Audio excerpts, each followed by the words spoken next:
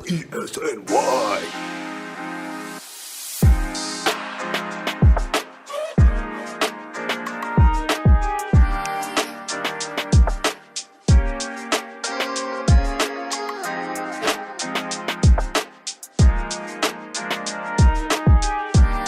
Welcome into Small Ball Radio, the newest podcast from Elite Sports Radio. I'm your host, Danny Small. It's our debut episode today, and I'm here with a friend of mine. We're going to talk some Knicks today. I have the Dean of Knicks Film School, the host of the Knicks Film School podcast, and a writer for SI.com Knicks. I think I got that right. I think you did too. Jonathan Macri. Jonathan, how are we doing today? I'm doing all right. It's good to talk to a friend. I appreciate. I never did Zoom meetings, which spoiler alert, we're on Zoom right now recording this. I never did Zoom or like FaceTime or anything like that much before quarantine, and now I cherish them so much because it's like, not that I don't love my wife and daughter, I love them very much, but it's just nice to hear a different voice every now and then. Yeah, no, I hear you. It's we were talking about it a little bit before we started the show, but yeah, just quarantine life, a little different. We were kind of reminiscing on how our lives revolve so much around sports, and of course, the Knicks for us, and that's kind of why I have you on the show today. We're going to kind of dive into some of your first year on the beat with the Knicks. This was actually my second year, but honestly, to me, it felt more like one whole kind of season, because the first year when I was on it, I was really kind of like inexperienced, didn't really know what I was doing. This was the first year I really felt like almost like, I kind of knew what I was doing. I had my feet under me. So I figured we can kind of just reminisce on some of the moments from this up and down season, because it definitely was more downs than ups. Yeah, I was about to say, I think I saw one. Did I see? I lose track. I think I saw one win, covering the team. But no, it was definitely an up and down season. Thank you, by the way, for saying I'm a member of the Beat. I don't consider myself a member of the Beat. Yeah, it's weird. Do you? I don't know if I do. Yeah, it's weird. Like I don't know if because we're home game guys, so it's like a weird. I don't know, but hey, we're both there for the home games. We're on the beat, I have stepped foot in the Knicks locker room in a media capacity with a media badge. How about that? Exactly. Yeah, that's good enough for me. If it's good enough for you, it's fine for me. But yeah, so I guess you said you only had one win. I guess we'll start with your first game, which I think was that Hornets game, right? Yes. So you almost had two, because that one was the Frank game when he was just like inches away from blocking that Devontae Graham. Yeah, and it was, oh my God, was that? It was, I don't know if it was. I remember. I'm not gonna curse, but I remember I caught. I was gonna say a bad word. I caught some flack. You can curse if you want. Okay. Go for it. I caught some shit for I was in, so being that it was my first game, I was in such a rush to get the game story out afterwards. And I wrote something and I tweeted it out, and I think my tweet said something like scenes from the Knicks, either their first truly heartbreaking loss of the year or their most heartbreaking loss of the year. Mm-hmm. And I had a ton of people respond with like, hold on, we had the Brooklyn game already where it was Kyrie hit the shot over RJ. That was a heartbreaker. Yeah. And then it was the Boston game where I think it was Tatum hit it. Was that also over RJ? I forget. It may have been also. I can't remember who that one was, but wasn't it he hit it was like a step back going into the corner or something? Yes, it was a step back by the corner. So they had their fair share of heartbreakers, but the Charlotte game, I think, because if I remember it correctly, they had not a sizable lead in the fourth quarter, but they had a lead, and I just, and it started getting chipped away, and then I'm like, you start to get that feeling because you've been longer you watch this team, you've kind of seen it all, and it was tough for me, really, because that was the first time I was there in a reporting capacity, and how to balance that. Obviously, I make no bones about the fact. Obviously, to this day, I root for the team. But you don't root on press row. I don't know who first said it, but somebody said it a long time ago, and it still holds true. So to kind of balance that feeling of like, okay, I got to think about how I'm going to write this story and this and that. But at the same time, I'm sitting there, I'm like, man, I really want them to win this game. That was a challenge. Yeah, I think for me, because I was, we talk about it sometimes on the Knicks pod, but I grew up and I was a Kobe fan from day one. Then Okay. I liked Nash, and like the Knicks were always there. I was always a Knicks fan just because it was on TV all the time, that sort of thing. But like I don't live and die with the Knicks quite like like you and Yeah. some of some of the other people that I podcast with and I'm on Twitter with or whatnot. But I definitely I want the Knicks to be good because and people always say this, do you root for them? And I was like, well, kind of, because if they're good, then that means I'm covering a really good team and it's going to be a lot of fun. But And not to cut you off, but like the beat guys who a lot of fans, and I'm yeah, sure you know this, that they think that they hate the team.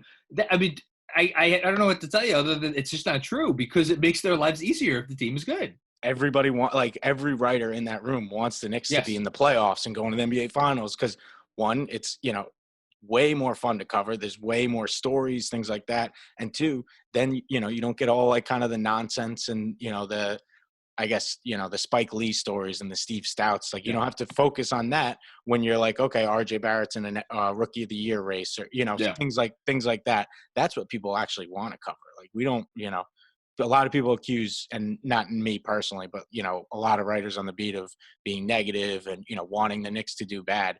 That's just, it couldn't be further from the truth. Yeah. I remember, there were times where I was like, well, why do you have to be so negative and why can't you instead take the time to essentially do what me and JB did, or more JB than me, but like, okay, they're losing, they suck, break down what we're seeing on the court and really get in depth and the nitty gritty. And like the fact of the matter is, like, yeah, sure, some people want that, but that's, I don't know how else to say it, that doesn't sell papers. And some of these Mhm. guys, it is still their job to put stuff in print that sells papers. And I don't fault them for that one bit.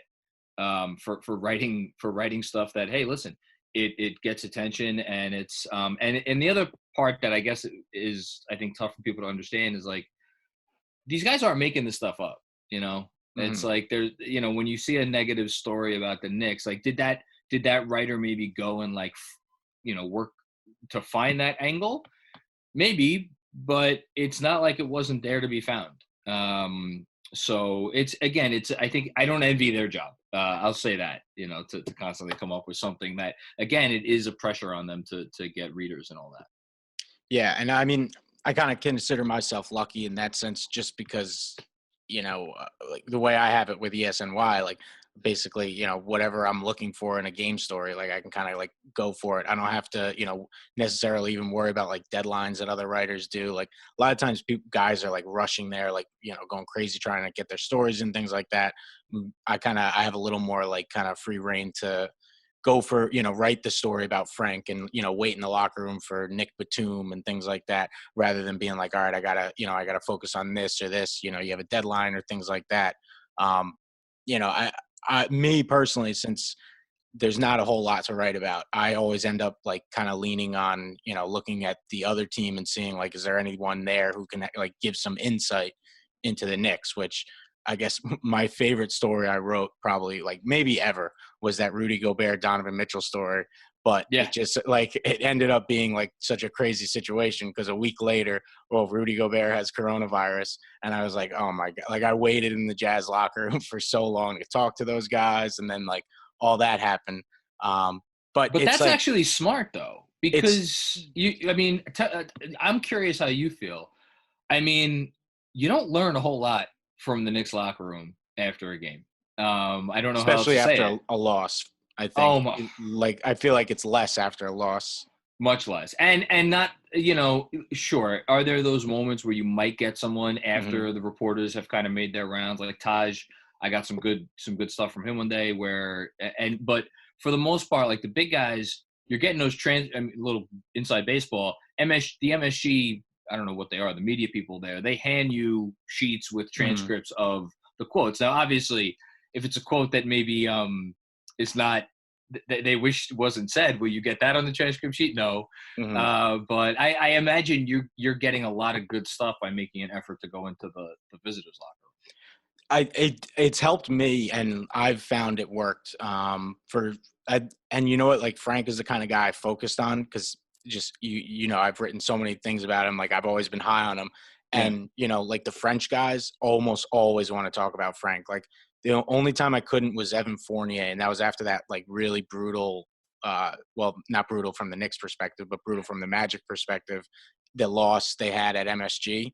I remember that. Yeah. It was a controversial call. I forget the exact what happened, but that was the one person I didn't get because I just like missed his open availability, and he was pissed. Like I get it, but for the most part, like any French guy, even Boris Diaw one time was walking around, and I was just like, "Hey, Boris," and he was like, "Oh yeah, Frank." He's like, "Sure, I'd love to talk about Frank." You talked to Boris Diaw? Yeah. Oh, he's a great dude. See, He's a that's great right dude. there. That's worth the price of admission right there. Yeah, I went up to him and I was like, "Hey, man, like I was like, I know you're retired. You don't have to do this, but do you mind talking to me for a few minutes about like Frank and France basketball and stuff?" He goes, "No, man, get out of here. I'm retired."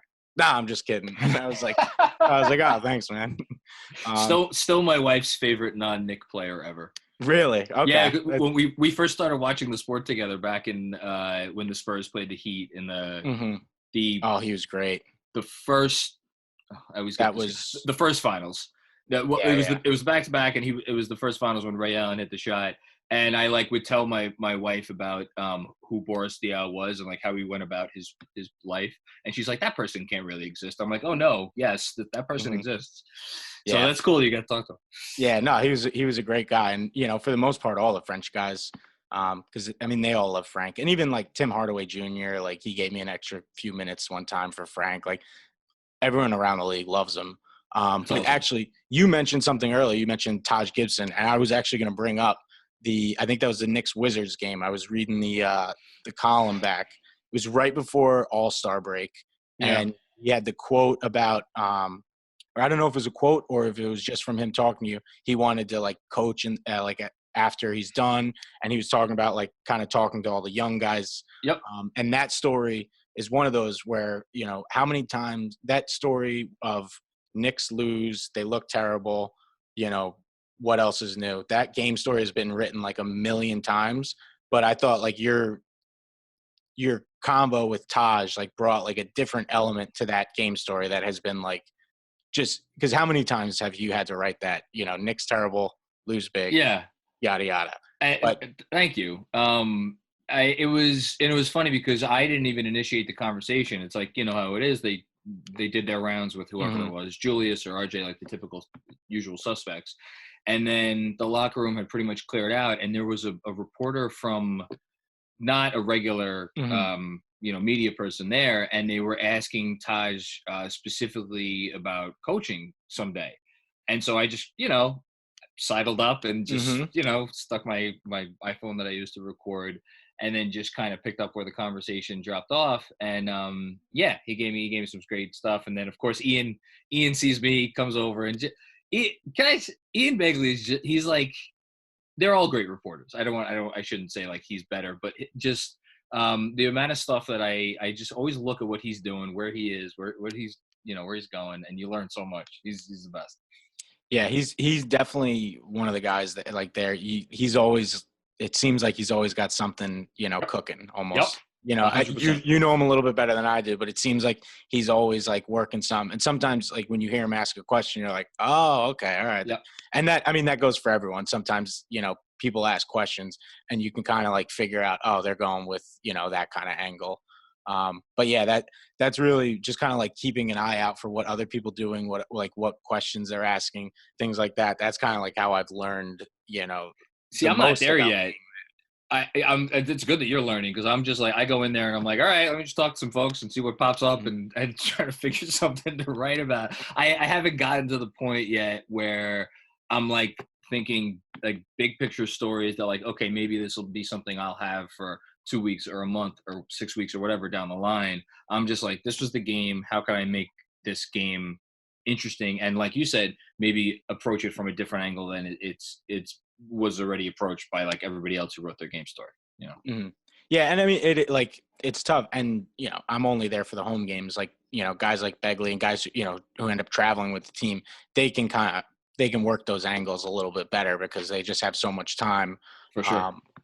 And actually, this year I went to a few practices, like kind of before everything went down, so that kind of helped me a little bit because this year I still was like asking a question. I'm still like nervous, like it's stupid. I've asked like hundreds of questions probably by now, but like when that boom mic is coming over to you in the post game press conference, you're still like, oh shit, like my voice is about to be on TV. Like I Especially don't know about when you, I still get like a little like butterflies when that boom mic's coming over. I was like, I didn't actually, oddly enough, at first, other than to just try not to fumble over my words. When I started to get a little, I don't know, feel, as the kids would say, feel some type of way about it, was like after I forget what game it was, but I had already asked Mike Miller a question about like playing the young guys, and he clearly did not care for it, and he made that quite known in his response. And then the next game I covered was again another game where it's like I don't know if it was that Kevin Knox didn't play a lot or Frank didn't play a lot or whatever the case was, and I had to ask another question, and it's just he gave me a look. Oh my God, it seared into my brain forever, like just like the death stare. And he's not a mean guy, but it's just you could tell that he didn't care for it. That was an experience.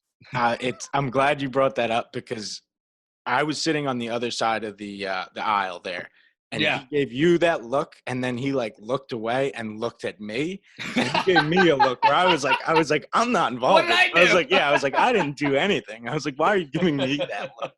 And I could just tell. I was like, oof. I was like, he's definitely. And you know what? I can't remember like specifically when it was, but he might have been on the road, like with a few guys asking him that, day after day, things like that. Sure. It's like it's not just you. It's like a lot of people were asking that same question, but sometimes, yeah, you ask it and you're like, oh shit, like, oh, I made him mad, and Yeah. it's like you don't know how to react necessarily. Yeah, I don't know what I would do if a player reacted that way. I would probably be I would probably like pee myself a little bit. If a player gave me a death stare. Yeah, I've never gotten a death stare, but the Grizzlies game. So that was a game with all the. That was the Morris. I was fight. right. Yeah, were you right next to Morris when he said those comments? Yeah, I was right there, and yeah, same like here. So that was all going on, and kind of before we went in, I said to Christian Winfield because he was there doing something for on the Grizzlies. Yeah, I was like, hey, like, do you mind like if I maybe like grab some of your quotes, whatever, if I can't make it in the locker room? He was like, yeah, whatever. So I ended up making it into the locker room, and Ja Morant is going, and I was like, gonna ask him the generic. So what was it like playing in the Garden? And I asked him the question, and like it wasn't like I'd fumbled over my words or anything. I said, hey man, how's your first night in the Garden? Like you obviously played pretty well, feel pretty comfortable here. And he just gave me like 3 words and a look, like, are you an idiot? And I'm like, all right, what did I say? Really? And then we walk out, and Christian Winfield goes, like my bad, like somebody asked that, two people asked it before, so I was like the second or third time he's heard it, and he was looking at me like I had 6 heads. But then I was like, oh, okay, that makes sense, because I was like, all right, I was like, what did I do wrong? Like, what was that? That was a crazy night all around because you had the scene, and you had I think that was the fire or sell the team chance at the end of the game. Yeah, sell the team. And you had the fight, and you had the Morris comments about Jay Crowder, and you had the Grizzlies, I forget if it was Valanciunas, I think, wearing just still to this day, a stunning, I must say, fur coat that night. Talking about how there was no hot water in the visitors' locker room. Like it all happened on one night. And you got a little bit of a stare from Ja Morant. So there you go. Yeah, Ja Morant probably thinks I'm an idiot now, even though he probably has no idea who I am, but if he saw my face, he'd be like, yeah, that's that idiot who just like didn't listen the first 2 times somebody asked that question. But yeah, that was a hell of a night on the beat. Yeah, no, it was a trip. And that was one, just to contrast it from what I was saying earlier, where I was like kind of like rooting for them to win the Hornets game. That's a game that if I was sitting at home watching all that unfold, I would have I'll be honest. I would have been like, this sucks. I'm like, it sucks being a fan of this team that they can't get out of their own way, and this stuff always seems to happen. And every Knicks fan has had those nights where they're sitting there like, why do I root for this team? This is just the worst. Instead, that night it was probably for the best that I was there, because I didn't have time to worry about that. I was just like, oh my God, there's all this stuff going on. I need to try to pick one angle, and then Morris kind of gave you the angle that you kind of had to pick. Unfortunately, yeah, he yeah. And that was that. So it's like, it's a gift and a curse. What can I say? Yeah, and I mean, like we've said before, obviously we'd rather have a playoff worthy team that keeps you interested for what they're doing on the court. But sometimes as a writer, it's nice to have some they're throwing like something at the wall. It's like, all right, well, at least I know I'm not going to be sitting here staring at a blank screen. Yeah, I really don't envy the writers who, and I think some of them probably felt that they had reached this point before the shutdown, where it's like the last 20 games in the season of, like, I mean, really, you kind of look at last year, right? Like the last 20, actually, really, if we're being honest, probably the last, 40, half a season last year, Yeah. or this 18-19 season. Like, where you're digging for stuff. This season had some more, angles that popped up that you could run with, I think, for a while. But and then obviously Leon Rose got hired, but I think we were getting to that point where it was really like the well was going to run dry. But it's and these guys are pros, and like I see them in like writing, and this is something else I can't do. I don't know if you could do this, writing their stories as the game is going on, and it feels like they're done with their story before the game is over, and I'm like, how? I can't do that. I don't even know where I would begin. Sometimes I can write like a little bit, but I can't, I've never been able to write that full-fledged story and then be like, all right, let me go in and get, a couple quotes, that work, or, whatever. I've never been able to do it and like have it done immediately. Yeah, I can do like, a post-game thing with like highlights in it and, just like Sure, a easy, 300, 500 word breakdown, but not like the types of game stories that, but the newspaper guys are putting together and things like that. I guess my thing is like, everybody approaches this differently, and I needless to say, I never went to school for this. Nobody's ever taught me about this. I don't even think I've ever asked anybody who does it for a full-time job, like, how they approach game stories. I just go with my own gut, which is that, like, your job, I still think of it as, is to capture the feel of the game that you just watched for someone who either A, didn't get a chance to watch it, or B, like, it's like the same reason you might read about like a movie after you see the movie or something. It's like you want to relive the feel, or you want to be like transplanted back to the place when the game was happening, either because you're mad about it, because you're happy about it, because you're excited, because you're whatever. And I feel like if you're not, which is why I don't know how they do it, if you're not like watching every second of the game and really trying to take it in, I don't have the ability to get the feel. Because for me, it's not just like, oh, they suck and they lost. Every game still is, there's something about it that's unique. You know what I mean? Yeah, and I think this kind of goes back to our point of, like your Taj Gibson story, my story about like Frank, where I went to Mitchell and Gobert, like finding maybe that like a different angle. So you're still giving that game story, you're still, letting them relive that experience, but like you're plucking something out that maybe like you wouldn't have noticed otherwise. Like your Taj Gibson, I don't know how many points he probably played 15 minutes, I had like 8 points or something like that game. Who knows what his stats were? You wouldn't pick him out, like, and you wouldn't notice him if you had like watched the game necessarily. But then when you read that story, you see, okay, so there's a little bit more going on here than just, Taj Gibson is a 15-minute a night player. He's, a mentor for these guys, things like that. Kind of like plucking out those extra little things that, you wouldn't know just by watching the game. I think that helps make a game story too. Exactly. And then the challenge, and this is really where I think the hardest thing is for me, is like, okay, so let's say you get that angle and you point to a couple instances that night where, let's say, somebody made a hustle play or guys were cheering on the bench or whatever. Do you then run the risk of veering into the territory of being an apologist for a crappy team and trying to write something that just maybe, is there a place for that article to be written in a game where, let's say, they lost by 15 or 20 or whatever? And I find myself asking those questions and then kind of having to go back and be like, did I properly capture just the very essence of, like, they were bad this game and they lost and they're not a good team right now. And that's the lead. It's like, talk about not burying the lead, so to speak. Mm-hmm. Yeah. And I think at least with that, where I don't necessarily, there's going to be there's so many people who are writing about the Knicks, whether it's like the newspaper guys down to, like the one guy running a blog by himself. There's going to be every opinion on the spectrum, like from like apologists to, to bash the team for no reason. There's going to be like everything out there for whoever really wants it. I think, occasionally maybe you're a little bit more apologist with a story if, you pick out an angle in a 30-point loss that maybe paints them in a, maybe something not like a terrible yeah, light. exactly. I don't want to say good. Like I'm Yeah, but trying just to not say say it. a good light, but maybe you're not like focusing on this was the worst loss of the season type thing. Yeah. I think there's a place for that. And I don't think, at least I try and think of what the reader might want to read. And sometimes like I know just from being a Jets fan and having that perspective, Yeah. because Jets are my team, like diehard, I live and die with them.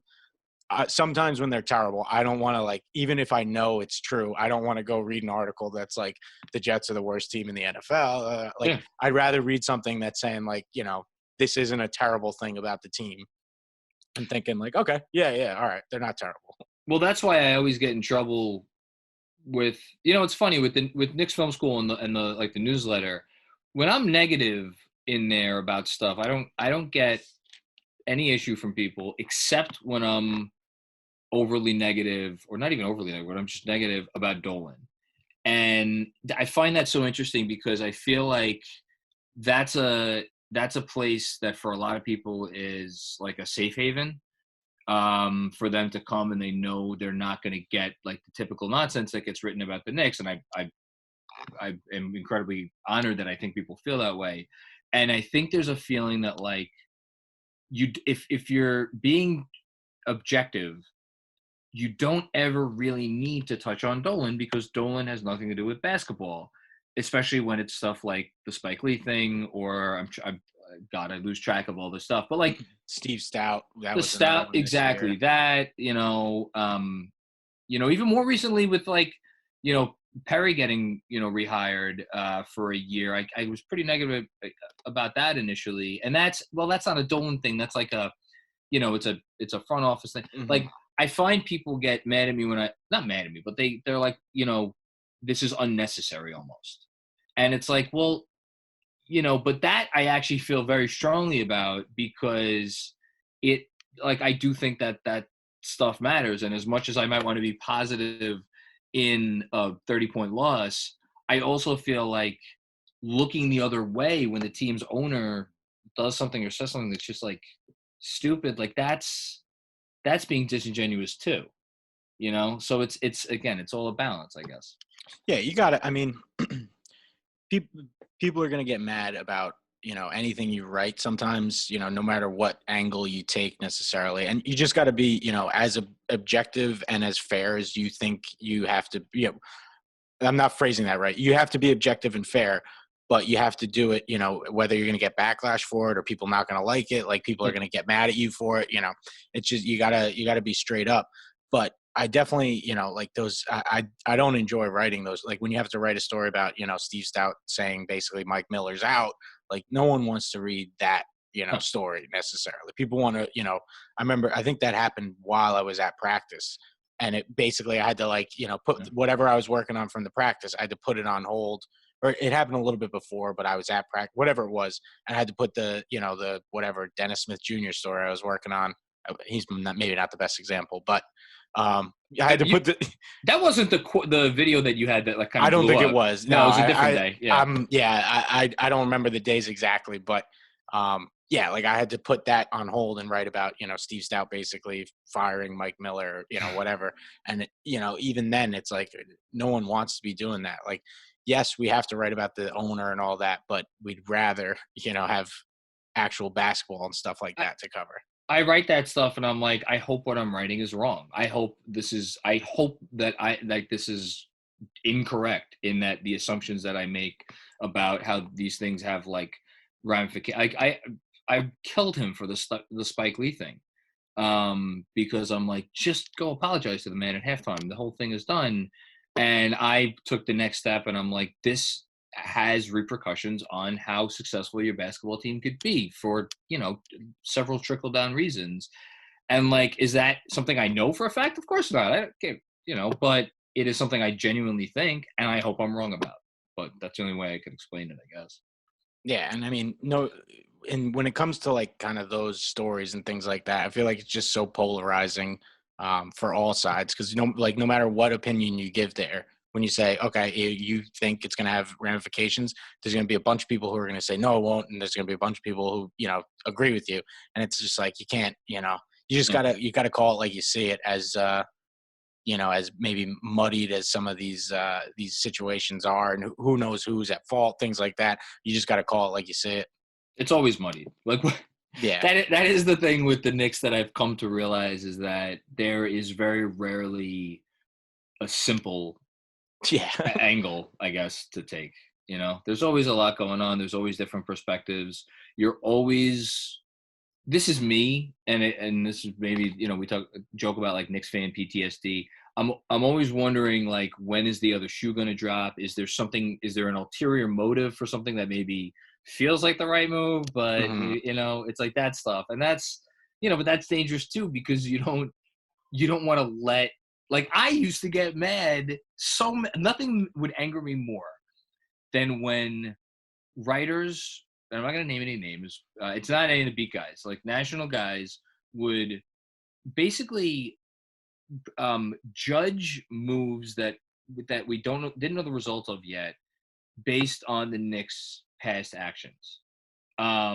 And like, well, the Knicks did this, so obviously, it's a great trade for the other team. Yes, exactly. Yeah. Like clearly, this player. There's more to this player that the Knicks traded away. Like whatever. Nothing angered me more than that stuff. And yet now I find myself sometimes where I'm like, it's in the back of my mind. It's in the back of my mind because and maybe this is it'll be different now that Mills is gone, and I don't want to pile on Mills because I think he was a nice guy. But that Perry is still there. He's like, I question Scott Perry's ability to build a basketball team in a smart way. I don't know how else to say it. So, if they like made swung a trade or like traded down, for instance, in the draft or something, or traded up in the draft or like whatever, I'd be like, you'd have that doubt.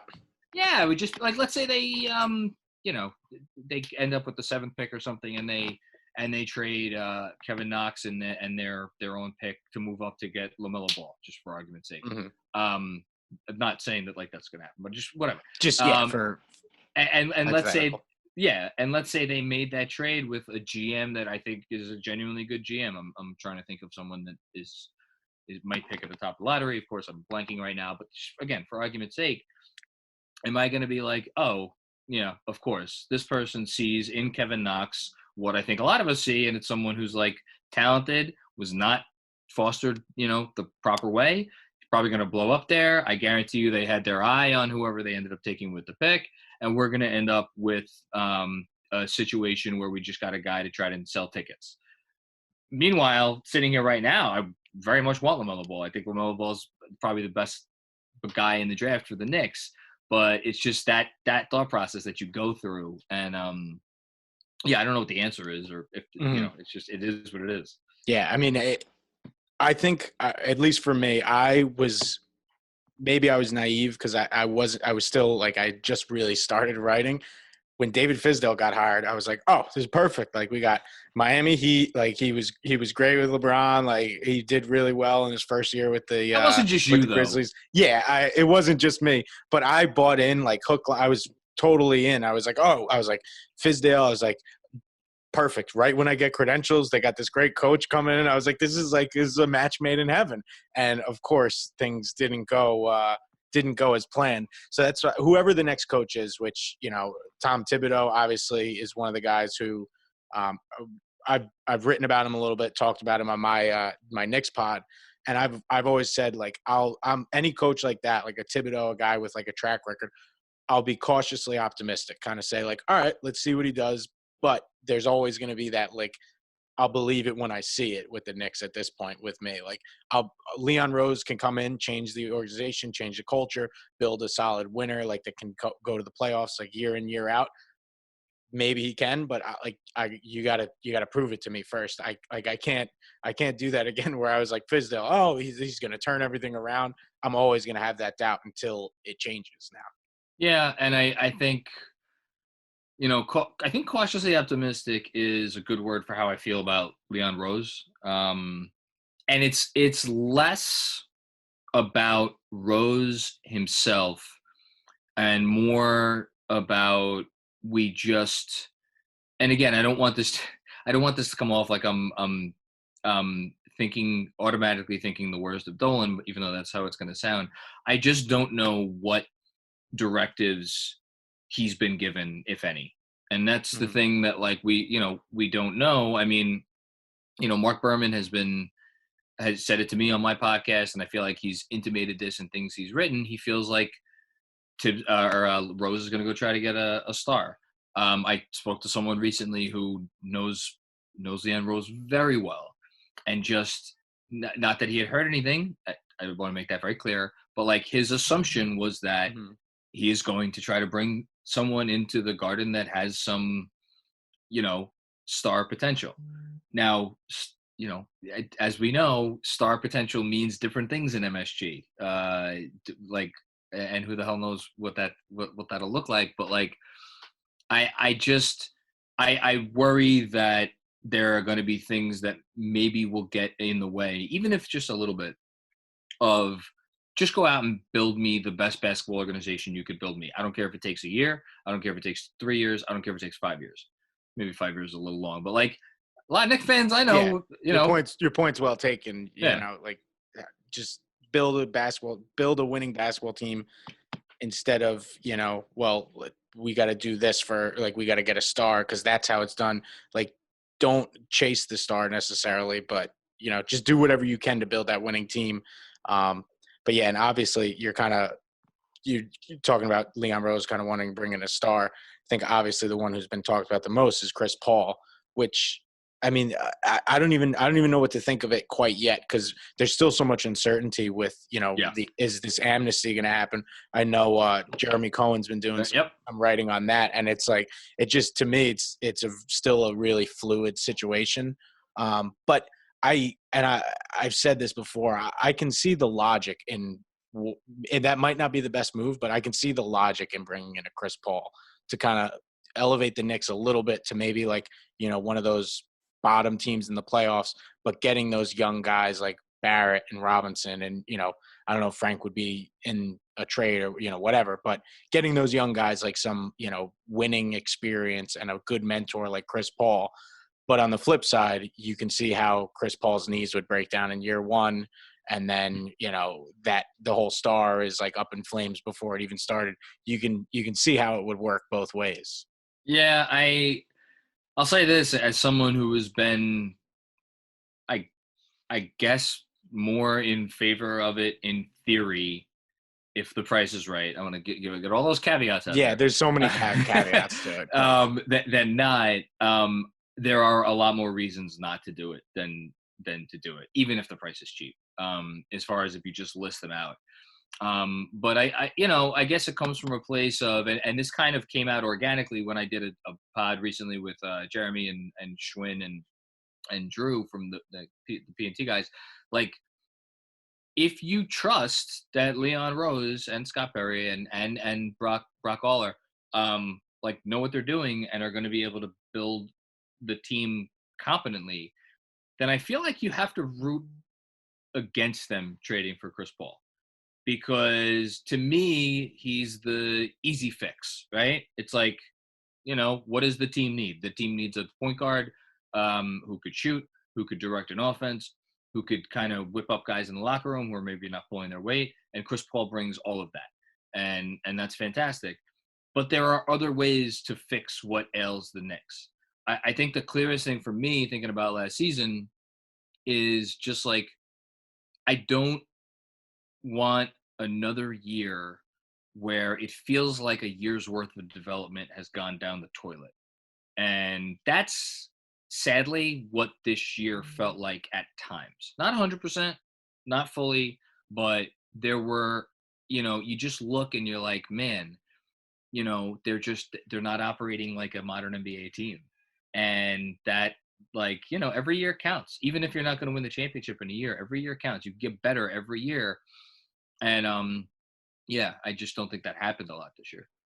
I think you can even say the last 2, even 3 years. I mean, I keep going back to Frank, but year 1 they have a Moutier, Trey Burke, who's the Ramon Sessions, like Yep. they have all these guys in front of them, and it's like they, even in these years when they're down, they've never really committed fully to giving the young guys kind of the space they need and things like that. And this year was even tougher, I think, to kind of gauge that, because like when Miller comes in, it's like he's kind of coaching for his job, and like maybe like an NBA head coaching job, like either with the Knicks or somewhere else, like he's coaching for his job. It's always kind of felt like those years where it's been lost development. There's always been like something in there, and I don't know, maybe this year, I don't know, is a little bit different, because I think Barrett, there's definitely a lot to like there. I think, towards the end of the year, once he got a little bit more healthy, he was doing okay. Still not shooting great, but like you definitely like what you see in him. And then Mitch is the other one you can kind of take and say that was like a clear win. But other than that, I mean, Frank made some strides, but not what people would want in year 3. Knox regressed, Trier disappeared, Dotson for the most part disappeared. Yep. But kind of just going back to what we were saying with Leon Rose, if Leon Rose, Scott Perry, and Brock Aller can build a team through the draft, I think it's just they gotta. I don't even know. I don't even know where this point is going. I'm just like, it's this year for sure. I think it's definitely felt like a lost development year. Next year, with or without Chris Paul, it can't feel like that. Like the young guys have to start making improvements. Yeah, and it's not about playing, and this, we talked about this during the season, and like is what I asked Miller about.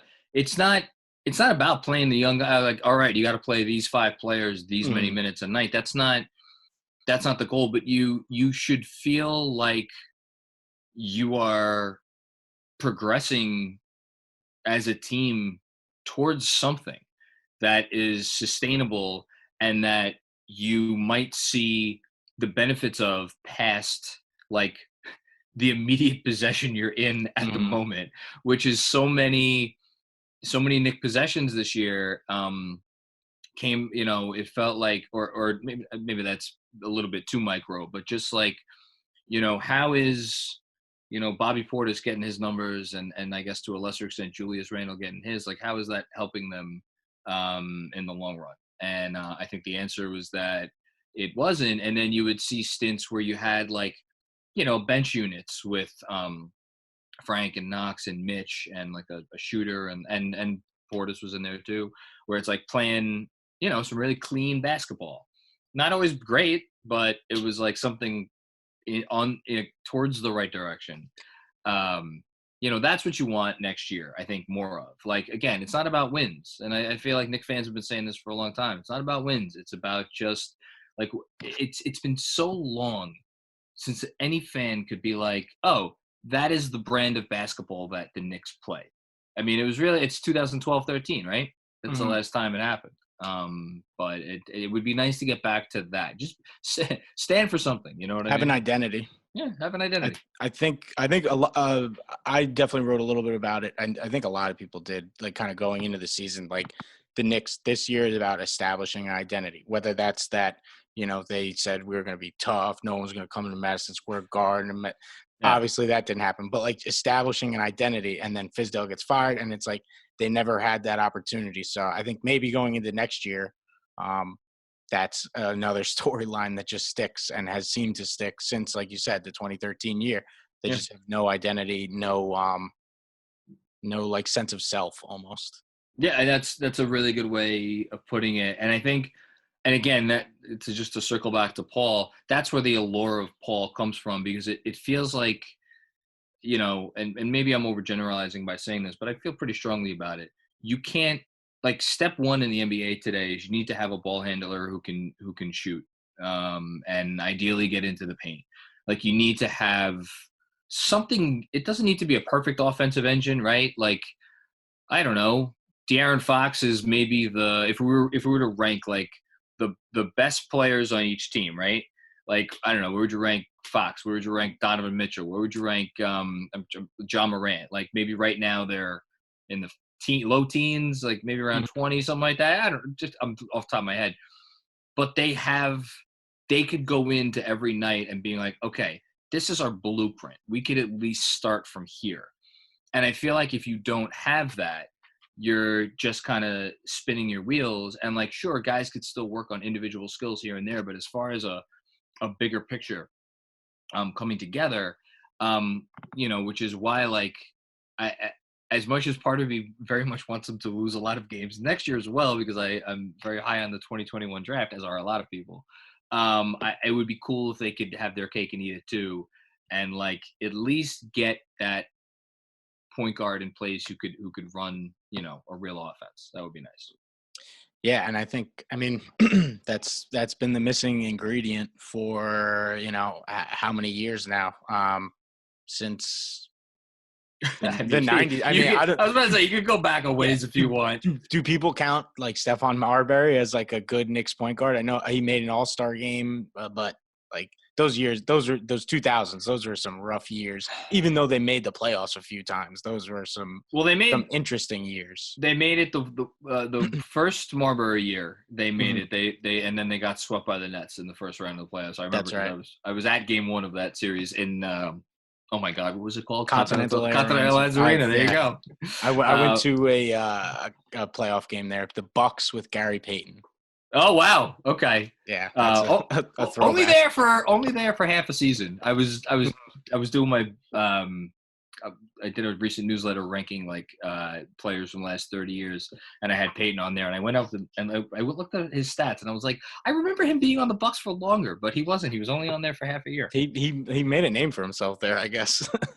It was memorable to me, but yeah, the Ray Allen trade. Anyway, we're off the rails. Yeah, now we're going all over the place. But I guess, all right, we'll kind of finish up with some draft talk here. You talked about LaMelo Ball, and this kind of ties into that idea of needing that kind of that Ja Morant or that De'Aaron Fox, that point guard, that ball handler who can just kind of take over and be the alpha male on the court. So is LaMelo Ball your number one right now? I think so. And I'll be honest, like I have not. I'm trying to actually watch like tape on these guys now, so I can have a bit more of an informed opinion. I haven't watched a ton on LaMelo, only because I feel like if he's there, like, and the Knicks get a high pick, like they're gonna take him, and they're not gonna overthink it, which I think is probably good, because the people that I trust all are every draft person really universally agrees that like his passing is the one truly elite skill in this draft. Maybe not the one elite ability, because I think some other guys have some really good abilities, but in terms of like a discernible basketball skill, maybe there's some guys that are like really good shooters, but like putting those aside, like in terms of a guy, let me phrase it like this: of the guys who have even the potential makeup to be like a one of the couple of best players on a really good team, his passing and vision is the skill that is the highest, like ahead of Anthony Edwards' shot creation ability, ahead of like it's the thing, like Killian Hayes, like has some good stuff, but to me, I will rather bet on the elite skill. because if that's there, and it's just about like rejiggering the guy's shot form, I'm cool with that. That said, if they end up with Hayes, I'd be super fine with that too. And I think if you get either of those two guys, I would feel actually pretty confident that, like, okay, the Knicks have a point guard who at least has a chance to be their point guard of the future. I feel much less strongly about Cole Anthony and Halliburton, which is, I think, hey, my assumption is that if the Knicks don't move up in the draft, Ball and Hayes will both be gone, and they'll be looking at one of those guys, and then the other guy that I've been trying to watch film on lately is Kyra Lewis from Alabama, and he's a guy I'm starting to like a lot. In terms of, again, if they go after a point guard, and I honestly, I forgot to mention this or ask. I had Spencer on my pod. Like, why was he so ranked so in like the 20s, like until I guess maybe the last couple of months he's been starting to move up draft boards? I don't know, because that guy's good. I don't know how familiar you are with him. He's a sophomore, but he's a year younger than Cole Anthony. Is he? Okay. Yeah. He must have been like he reclassified for an early thing, and Cole Anthony maybe he's a little older, something like that. But yeah, that's interesting. Anthony's a little old for a freshman, and last season in Kyra Lewis's freshman season, he was the youngest player in college basketball, and so he's 18 years and change right now. So yeah, I like Lewis. I would take him ahead of Anthony or Halliburton. But I also think there's some other interesting guys. Spencer has a fascination with this foreign kid who's in like teens. Poku. Yeah, that's it. Yeah, I had seen him talking on Twitter about it, but yeah, he loves Poku. Yeah. But again, it's a weird draft because it's the guy. He's a 7-footer or maybe 6'11", whatever, with like the skill set of a guard, and he moves like a guard, he handles like a guard, and he's a beautiful shooting touch. But he's playing in like the Greek B League, and like I think John Hollinger mentioned it in his piece for The Athletic the other day. Like, he could suck. Like, that's flat out. He could suck. It's a possibility when they're playing in the Greek B League. You don't know for sure. Yeah, and like in most drafts, those types of like high ceiling guys who might just flat out be awful. Yeah, you might take them at like the top of the second round, maybe late first, whatever. In this draft, with so few sure things, like, you have to be considering those types of players like pretty high up, just because there are not those like blue chip prospects. So yeah, that's kind of where I'm at. What are you thinking as far as the draft goes? I think this isn't as exciting, but I'm with you on Ball 1, and I think I'm convinced Hayes probably like 2, because I'm with you on the fact that I think they need to go for that, like that point guard. Like it or not, when people talk about you got to take the best player available, they just need talent. The Knicks need a point guard, and there are a lot of decent point guards up at the top of the draft. I think Ball and Hayes too. I don't know much about Lewis. I watched like a little bit of SEC basketball, so I saw him maybe once or twice, but not kind of with that in mind of that maybe he's a guy the Knicks would. So I didn't really like. Other than just watching the game, I didn't pay too much attention to him. Who are the other? Cole Anthony. Yeah. I mean, maybe I'm just like, I feel like just the pedigree, like, I don't know. For whatever reason, I think Cole Anthony's going to be good. I have nothing to base it on because I haven't done a ton of research on him yet, other than just, knowing who his father is and watching him at UNC. I just feel like, like he was a Knicks fan growing up. It'll work just because the story. I got to do more research on him. Lewis, I don't know a ton about Halliburton yet. Halliburton's safe. He seems like, at least from the little bit I've seen of him, and like what I'm starting to pick up on him, he seems to be like the safest guy. Like, he's probably not going to be a superstar or anything like that, but he could just be like a good solid starting point guard type. I see it more like he's a guy who there's a really, really, really good shot he's going to be a very high-end backup, and like maybe he could fill in for you as a starter every now and then, because he doesn't attack the rim at all, even less so than LaMelo Ball. And like, but I don't think the Knicks this year, like if it was like a culture guy, I hate that term, but I don't know how else to say it. If it was a guy that you felt pretty strongly would come in and from day one, which is hard for rookies to do, but like really help set the tone. And who knows, maybe Halliburton is that guy, and I'm not giving him the credit he's due. But unless it's that, I think they, if not swing for the fences, I think you have to, try to land the talent in this draft. I think Ball is the guy. If they like, if they have number one pick, I don't think you can pass on Ball just because I don't either. that elite passing that you talked about. I know his shot is kind of like wonky and everything, but Yeah. Lonzo's shot was 10 times worse, and he's kind of figured that out as time goes on.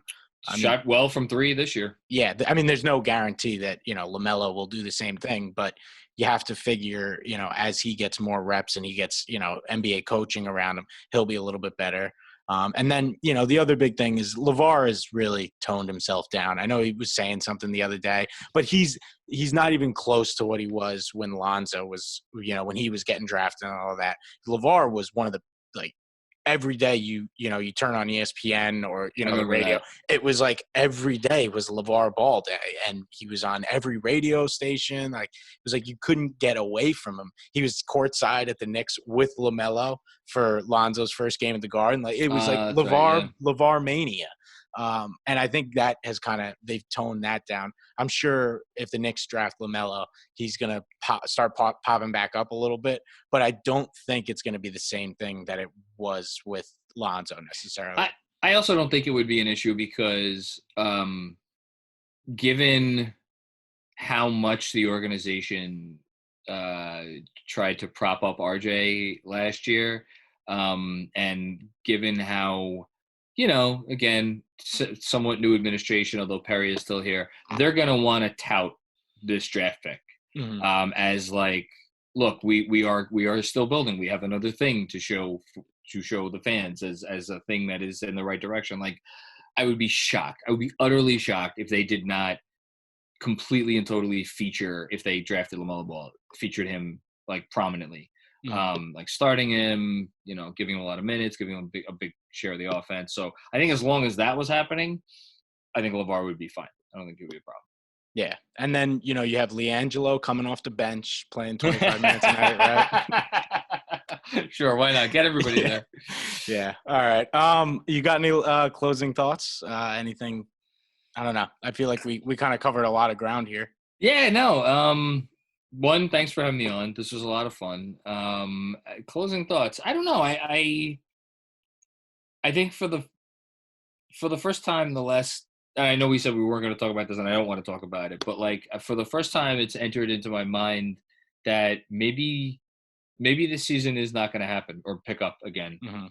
And I don't know how I feel about that. I don't. Yeah, it's just. I mean, I like you, like everybody. I miss basketball. But if they were to just not crown a champion this year, I don't know. That would be unfortunate because I am such a. Here's my closing thought. I'm such an NBA history buff, and I wrote this big thing on Friday, and I appreciate the history of the game so much. And to have like a season where like an MVP wasn't crowned, a champion wasn't crowned, like we didn't get someone like two teams in the finals, like that would suck for all parties involved, especially the guys that were going to stand to, achieve things this year. But at the same time, how is it going to look if like it's like the regular season's over and you just go into like a bastardized playoffs where it's like, all right, 3 games over 4 days, that's your first round. And let's say, like, I don't know, like the Clippers get upset or something, or like the Lakers get upset, or the Bucks get like whatever, something crazy happens. How would that then look? And it's like we already have like, Phil Jackson put an asterisk on the Spurs '99 championship, which I think that's nonsense. But like, yeah, the point is, if they restart in conditions that are as drastically different from the norm as they're going to need to be, there's going to be those takes out there. So my closing thought is like I don't even know what I want to happen. But my guess is that we're gonna find out. Maybe not soon, but like it's what is it, May 17th, 16th? 16, I bet you by like the second week of June, I bet you we're gonna know what's going on. Yeah, that's I just want clarity at this point. Like Yeah. I can live with anything that they decide to, because I'm sure, Silver and the league and the players are going to, do everything to make sure that people are safe and things like that. At this point, I just want to know, like, just let me know. And I know they can't do that yet. June is probably a more realistic time frame for that. Yeah. But I'm looking forward to that. So then we can start figuring out, okay, the draft is here. Yep. So we can start like figuring out what our plan is going forward, and fans can kind of figure out what the future is going to hold. Yeah. Like I said, that has been the hardest part, just not knowing. Mm-hmm. And like, are we getting a draft in a couple, whatever it would be, I guess 5 weeks, or 5.5, whatever it would be now, Mm-hmm. or are we, are we not going to see basketball again for like 8 months? Like what's it, or what? Not 8 months, but like, well, who knows? I mean, whatever. You never know. Yeah, it's just the unknown is not fun to think about with that stuff. And I guess that is why I wanted to have you on, and I want to talk about some. I guess I would call them happy memories or positive memories, but considering like for the most part we were always there writing about a loss. No, this was happy. This was a happy. Okay. All right. I have a smile on my face after this conversation. Yeah, when you first came on and you said you were only there for one win, I felt bad because I'm like, all right, I'm making. Wasn't even there. It was in Brooklyn. Bad memories. Oh, okay. So it was not even a Madison. I don't think I saw. Maybe I'm forgetting one. Maybe I got one win in MSG, and then the one in Brooklyn is what I remember because that's the game they held them to like 17 made 2-point field goals. They set something ridiculous. Yeah, it was crazy. But anyway, no, this is fun. Again, I appreciate you having me on, and I'll say to you now, like, best of luck with the new podcast. All right, thanks, man. I really appreciate you coming on and being the first. And for the listeners who stuck it through to the end with us, thanks for listening. And I'll have another pod with you sometime this week.